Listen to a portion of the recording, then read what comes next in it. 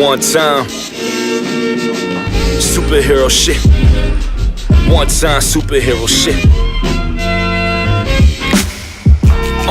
I heard these from my pillow, right? Made me lean out my window, right?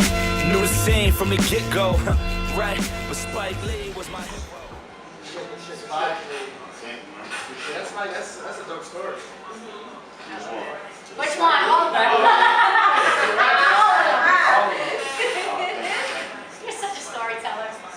Right? Even outside of the beat Yeah. and all that. Yeah. Nah, thank you. Yeah, that's how it happened, man. Like, it was his son, B. Like, yo, word. Like, you know. It was fate. It was destiny. Yeah, because now we working. Like, now I'm at all the events. Yeah. I'm helping with this movie. You know what I mean? Like, now we working. So it's like, yo, it's like, yo, fan, whatever you need, like, hit me. Bomb. Hit him on the joint. Get right there, you know. Like, it's an honor, man. Like, that always be happening. You think they'll do a sequel to any of his movies? Hope so. I don't know. I don't think he's ever done a sequel. Yeah. I know he was talking about Inside Man for a while, but I don't know if he's still doing that now. He was talking about doing part 2. Because with all the stuff he's done, I mean, it kind of goes to what he stands for. That movie, Inside Man, is his highest grossing movie ever. And it's the movie that's not about anything. Which movie? I'm sorry. Inside Man. It's the bank robbery joint. Yeah. Okay.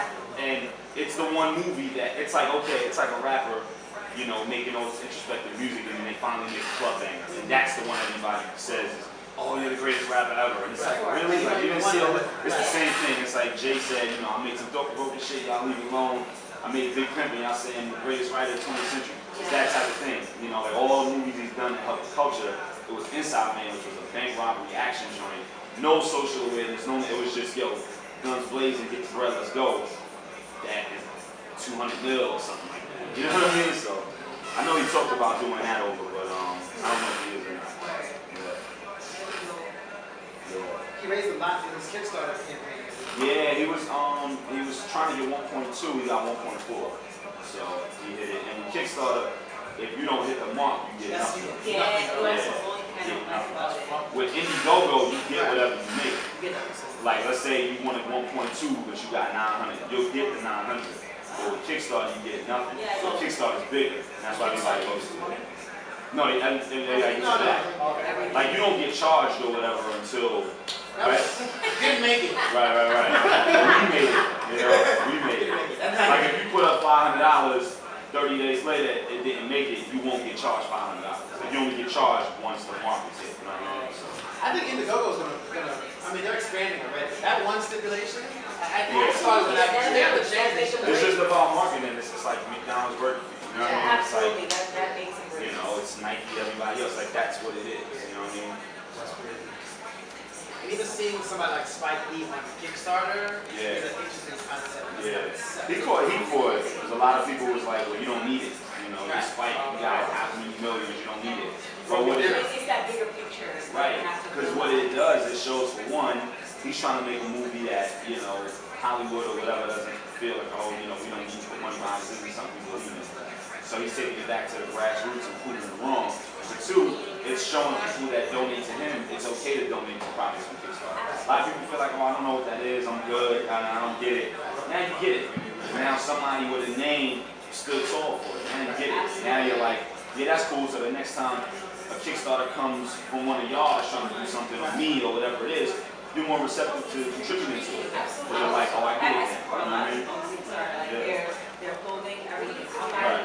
Like if it's something you're into, yeah. That's why I'm going to start my business because of that main reason. It's like, yo, you gotta support everybody.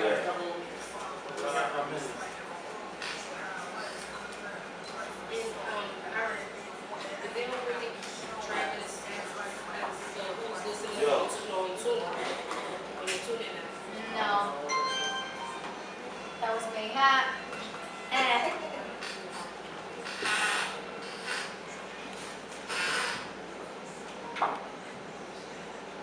Right, it's not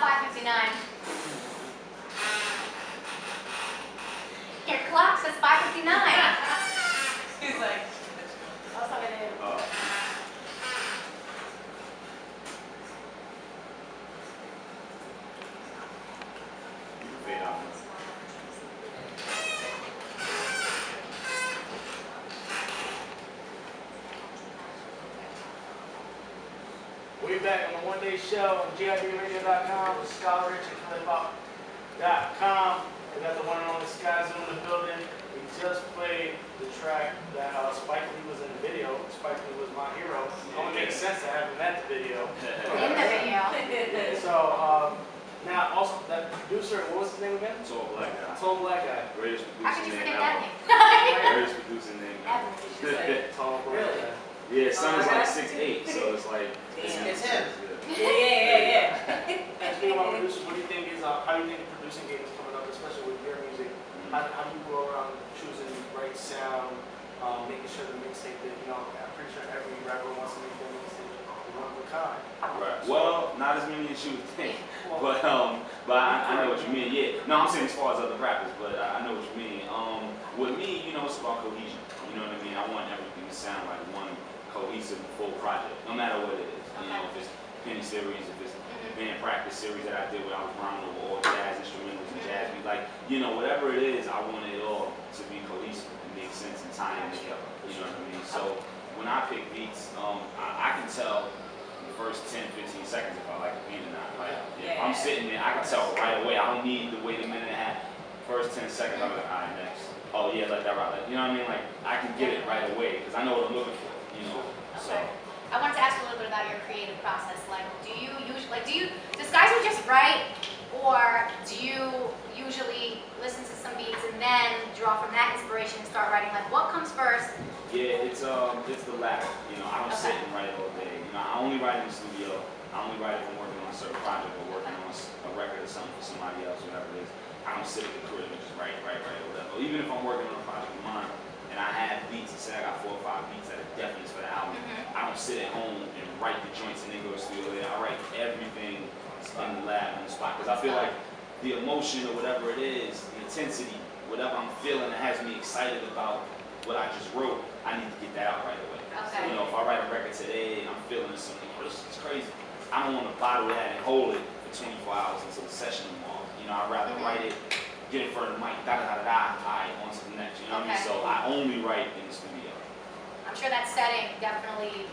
Yeah, that's where the inspiration comes. I mean, it didn't start like that. Obviously, when you were a kid and you coming up and getting your thing together, you writing at the crib, you writing in the train, you writing walking down the street, bumping into people. Like, you just write. You know what I mean? You writing in the mailbox, like, you just writing. But as time progressed and everything, I felt most inspired in the studio. Like, sitting there in front of the monitor, speakers on both sides, and then looking at the Pro Tools screen and saying, alright, and then just pull out the phone and start writing.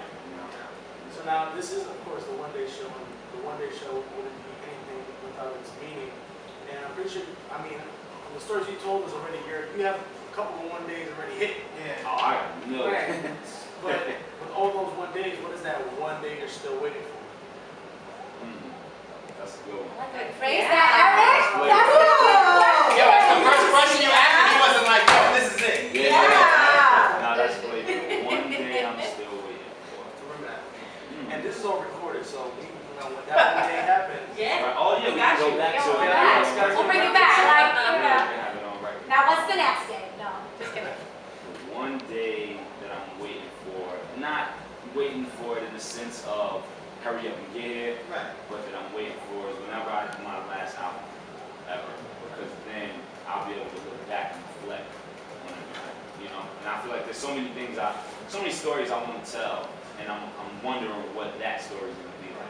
The last song, the last album, when I'm done. I don't see me putting on the Wizards jersey. I don't see me coming back. Like, I see it being what, I can't speak in the future, but I see it being what it is. Whenever that day is, and it's no time soon. I don't anybody listening. Yo, he's in time. He's done! Next thing you know, This guy's announcing retirement on the One Day Show. Yeah, right? Nah, it'll be a while. I see it being a while from now. But whenever that day is, I look forward to being able to look back and be like, yeah, that was worth it. I'm about to start that rumor right now. You heard it here first, folks. Oh, man. If he doesn't retweet it, it's not true. There you go. Yo, let me ask you one question, and I know you gotta go. Your name, Skyzoo, can you please explain that to the fans? Man, no problem. Skyzoo comes from my birth name, which is Skyler. S-K-Y-L-E-R. So the way that happened, my name is Skyler, or Sky for short. And when I was a baby, like maybe 2, 3 years old, so older than a baby, but when I was young, there was a disco group from Brooklyn called Sky, and they spelled it S-K-Y-Y. And they had a lot of records that would incorporate the word Sky in it. And they had one record in particular that was a real big record called Skyzoo, S-K-Y-Y-Z-O-O. And in the beat, there was a kazoo, but instead of calling it a kazoo, they called it a Skyzoo. So that was a real big disco record, Studio 54, blow in the bathroom type thing. It was one of those, like big records back then. So, you know, it was on the radio and all that, and you know, my family, like my aunts and cousins and people like that, would always say, oh, Skyzoo, when I was a kid. So, you know, as I started rhyming, I just ran with what was already there. I just took out one of the Y's and ran what was there. Because I knew nobody would have it. Right. You know, I knew nobody would have it. No one you was know? looking back at And- a disco record like, let me take And you this. were not. Right, you know what I mean? So, and then when I started rhyming, I went by Skyzoo, but then I used to tag as well. If you ever see my handwriting on graffiti, I still tag. But so when I was running around, you know, 13, 14, I used to tag. But I never wanted people to get too confused, so I used to tag Spade. And there was a million spades on the A train. And there was a million spades, like buffing everybody, like, you know, we were graphic, you know, buffing and all that. So you on the joint, you pull out the fat mark, you buffing all the spades out, pause. And I was like, man, enough of this spade shit, man. Skyzoo, whatever, if I get caught every place. So I just started tagging. So yeah, that was where it came from. Okay. Let's go. Well, it seems like our time with you is done, unfortunately, because I know you gotta go, man. I don't But wanna the first of hold you many up. though, 'cause this was For sure. super fly. Yeah. Awesome. Oh, First of trust many. me, you'll be back. Yeah, We're with the trying to next have like project all star drops. like one day, like Yeah. all best. Big pin. Nah, definitely. When the next project drops and all that Definitely. different things. But speaking about projects, Yeah, let's let do everybody else, tell everybody what's your next project, where can we find you online, your social networks and everything. You know. I'm sure you can just Google Skyzoo, guys. Well, Yeah. Wikipedia. Yes. That's crazy. Thorough ass Wikipedia page. There you go. But nah, Twitter at Skyzoo is SKYZOO. Instagram Skyzoo the writer, everything spelled out right. I went to school. And yeah, the next project's EP dropping at the end of the year.